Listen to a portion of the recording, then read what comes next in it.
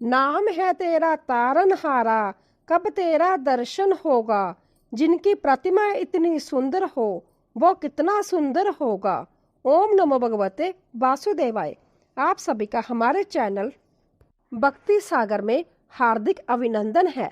आज आप सुनेंगे अधिक मास पुरुषोत्तम मास महात्म्य का अध्याय 2। इस अध्याय में मलमास के अपमान के कारण दुखी होने का वर्णन है। ऋषियों ने सूत जी से कहा, हे सूत जी, भगवान नारायण ने नारद जी को जो कथा सुनाई, आप उसे विस्तार से हमें सुनाइए।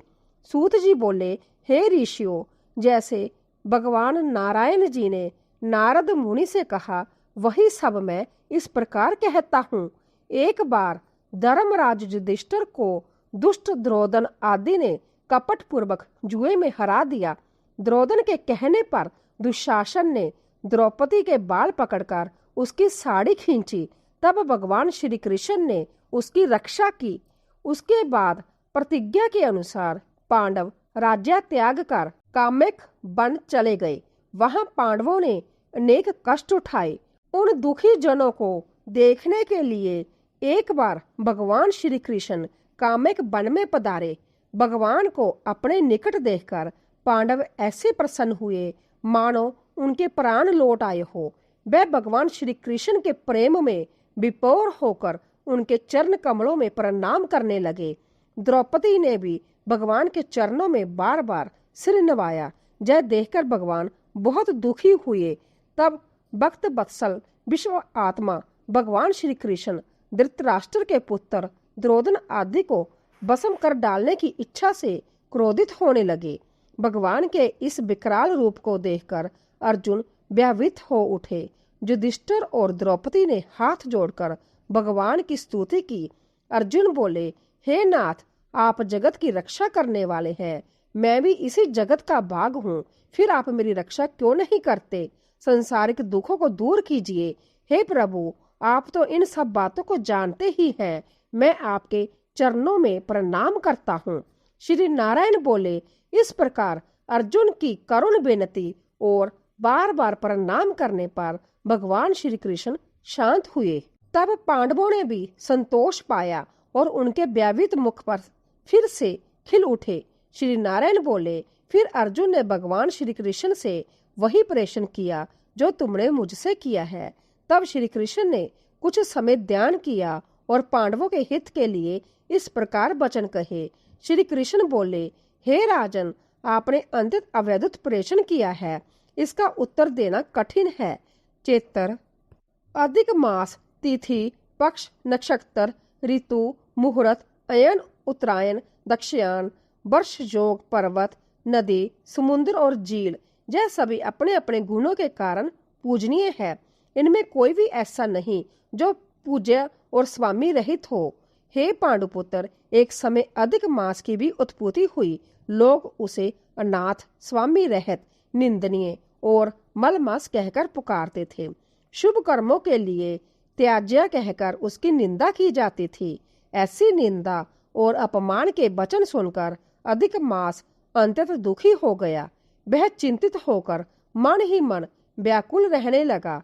अंत में किसी प्रकार अपने मन को समझाकर वह मेरी शरण में आया और मुझे साष्टांग दंडवत प्रणाम किया। मेरे दर्शन करके उसने हाथ जोड़कर आंसुओं से भरी आंखों से प्रार्थना की। सूत जी बोले, इस प्रकार नारायण का कथन सुनकर नारद जी ने पूछा, हे प्रभु, अधिक मास जो संसार के पापों को हरने वाला है, जो जोगियों को भी दुर्लभ है, वह भगवान विष्णु के पवित्र लोक में जाकर क्या बोला? भगवान मुकुंद के चरण कमलों की शरण में जाकर उसने क्या प्रार्थना की? कृपा करके बताइए। अगले अध्याय में आप सुनेंगे अधिक मास का भगवान श्री हरि की शरण में जाना। इसके साथ ही अब आप सुनिए श्रीमद् भागवत गीता का प्रथम अध्याय। धृतराष्ट्र बोले, हे संजय, धर्मभूमि कुरुक्षेत्र में युद्ध की इच्छा से एकत्रित हुए मेरे और पांडु के पुत्रों ने क्या किया? संजय बोले, उस समय राजा द्रोदन ने पांडवों की विशाल सेना को देखकर द्रोणाचार्य के पास जाकर कहा, हे आचार्य, आपके बुद्धिमान शिष्य द्रुपद पुत्र धृष्टद्युम्न द्वारा व्यवस्थित की गई इस विशाल सेना को देखिए। इस सेना में भीम और अर्जुन के समान महान धनुर्धर और शूरवीर है।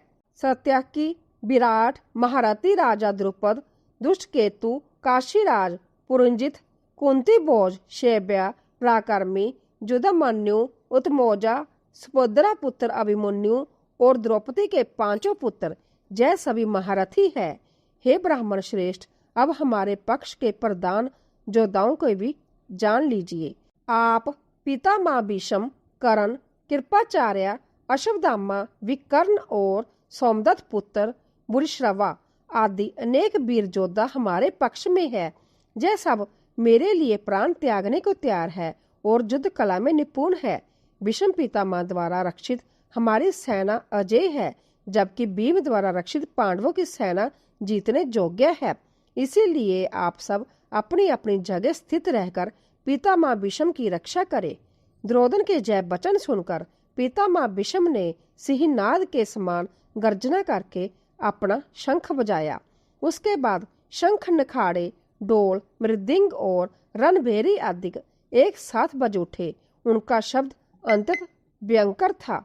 तब सफेद घोड़े से युक्त उत्तम रथ में बैठे श्री कृष्ण और अर्जुन ने भी अपने दिव्य शंख बजाए। श्री कृष्ण ने पंचजन्य शंख बजाया और अर्जुन ने देवदत्त नामक शंख, भयंकर कर्म करने वाले भीमसेन ने पौंड्र नामक महाशंख बजाया। राजा युधिष्ठिर ने अनंत विजय शंख बजाया तथा नकुल और सहदेव ने सुघोष और मणिपुष्पक नाम शंख बजाए। काशीराज, शिखंडी, दुष्टद्युम्न, विराट, सत्यकी, द्रुपद, द्रौपदी के पुत्र और अभिमन्यु आदि सभी ने अलग अलग शंख बजाए। उन शंखों की ध्वनि से आकाश और पृथ्वी गूंज उठे और धृतराष्ट्र के पुत्रों के हृदय भय से कांप उठे। तब कपिध्वज अर्जुन ने धृतराष्ट्र के पुत्रों को युद्ध के लिए खड़ा देखकर धनुष उठाया और श्री कृष्ण से कहा, हे अच्युत, मेरे रथ को दोनों सेनाओं के बीच में ले चलिए ताकि मैं युद्ध करने वालों को देख सकूं और जान सकूं कि मुझे किन किन के साथ युद्ध करना है।